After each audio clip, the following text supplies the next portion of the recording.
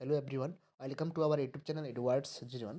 তো আপনারা এখানে দেখতে পাচ্ছেন যে টিআরবিটির তরফ থেকে যে টেট 1 এবং টেট 2 র জন্য যে নোটিফিকেশনটা এখানে বেরিয়েছে, আপনারা অনেকেই এখানে আগেই নোটিশ আপনারা পেয়ে গেছেন। আমরা আমাদের চ্যানেলের মাধ্যমে জানিয়ে দিয়েছি আপনাদেরকে।